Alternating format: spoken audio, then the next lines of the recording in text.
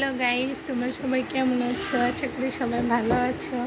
মানুষের জীবনে অনেক কিছু অদ্ভুত ঘটনা ঘটে যা মানুষ কখনোই কাউকে বলতে পারে না বা কাউকে শেয়ারও করতে পারে না। তেমনি আমার জীবনেও একটা ঘটনা আমি কাউকে বলতে পারি না বা তোমাদের কাছে বলবো, সেটা বলার মতো আমার কোনো ইচ্ছা নেই, আর আমি বলতেও চাই না। কারণ সংসারে কোনো কিছু ঝামেলা হলে বা কোনো গণ্ডগোল হলে কোনো কিছু যে মিডিয়ার মাধ্যমে প্রকাশ করা, সেটা আমি কখনোই করব না। তো এই যে দেখতে পাচ্ছি আমার ফুয়াদ বাবা পেলে মেয়ে কত সুন্দর খেলতেছে। তো ওর খেলাটা আমার কাছে অনেক আনন্দ মনে হয় এবং আমার কাছে অনেক ভালো লাগে। কারণ একটা বাচ্চা মায়ের কাছে সব কিছু সেরা, মায়ের বুঝে অনেক কিছু। কিন্তু এমন মা মা কখনো সন্তানকে মারতে পারে না, এটা হচ্ছে একটা ভুল ধারণা। মানুষের যখন মানসিক সমস্যা হয় তখন হচ্ছে মা একটা সন্তানকে মারে বা কোনো রাগ বা কোনো রকম কোনো করলে তখন সন্তানকে মারতে সে বাধ্য হয়। কিন্তু মারা বলতে যে একেবারে মারা, সেটা একদম ভুল ধারণা। সেটা সেটা কোনো মাই চায় না বা কোনো মাই পারবে না যে সব জ্ঞানে নিজের সন্তানকে মারতে, ওটা নিজের কলিজাটা কেটে উঠবে। কারণ নারীর প্রাণ কখনো কেউ মারতে পারে না এবং পারবেও না। গাইছে যে আমার ফুয়াদ বাবা কত দুষ্টমি করে, আমাকে এমনকি আমাকে এখানে খেলছে দিয়ে কি অত কিছু, আমার গালের মধ্যে অনেকগুলো দাগ ফেলাইছে। কিন্তু এত কিছু করার পরও কখনো আমি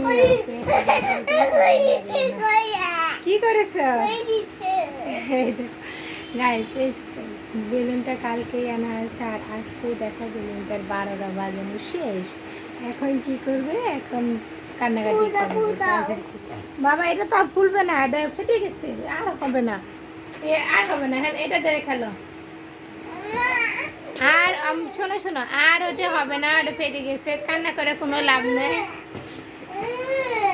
বাবা কই? এই যে আমার বাবা একটু দেখি, আমার বাবা কি সবাই দেখবে, দেখে দেখে। এই তো, এই যেটা হচ্ছে আমার লক্ষ্মী সোনা, আমার কলিজার টুকরা ধন।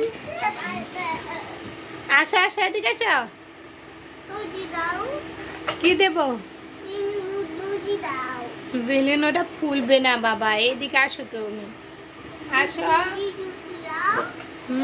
আসো। একদমই নষ্ট করে ফেলেছে।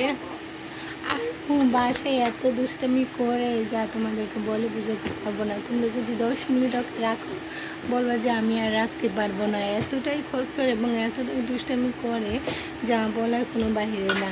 তো ভিডিওর মধ্যে তোমরা দেখেছো যে ফুয়াদ কী কী করে, আমি শেয়ার করতেছি যে ফুয়াদ কীভাবে দুষ্টামি করে। তো ভিডিওতে যাই করুক, সেটা একবার অল্প সামান্য একটু দুষ্টামি, তাছাড়া কোনো কিছু না। তো দুষ্টামি বলতে আরও অনেক অনেক দুষ্টামি করে, যেটা তোমাদের কাছে শেয়ার করা হয় না।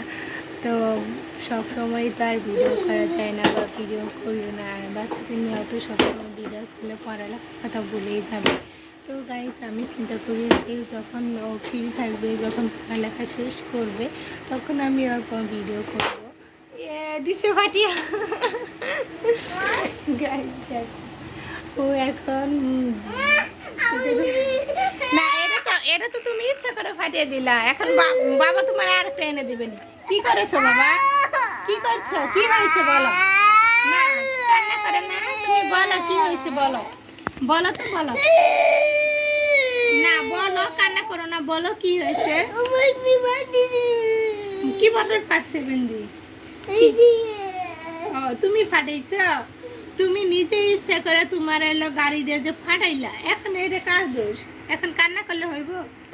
হ্যাঁ, আর কোনো জিনিস যদি নষ্ট করে তাহলে ভাবে যে আমি না জানি কি করেছি, আমার আম্মু মনে হয় ভয় দিব, এতটা ভয় পায়, অথচ আমি কিছুই বলি না, তারপরে ও এতটা ভয় পেয়ে নিজেই কান্না শুরু করে দেয় যাতে আমি কিছু না বলতে পারি।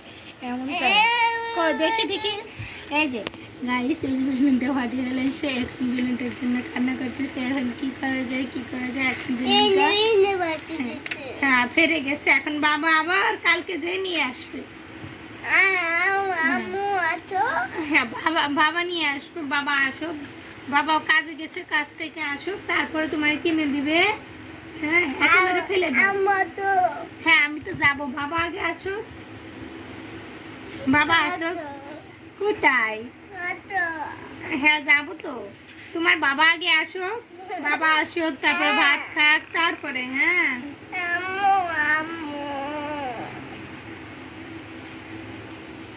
তোমার বাবা আসো, তারপরে আমরা যাব, তারপরে আমরা বেলুন কেনার জন্য যাবো নি। হ্যাঁ, আবার যখন মেলা হইব তখন বেলুন কিনতে যাব, এখন তো আর পাওয়া যাবো না, বুঝে নাই তুমি? তো গাইস, ভিডিওটা ভালো লাগলে লাইক কমেন্ট শেয়ার আর চ্যানেলটি সাবস্ক্রাইব করে আমাদের সাথেই থেকো।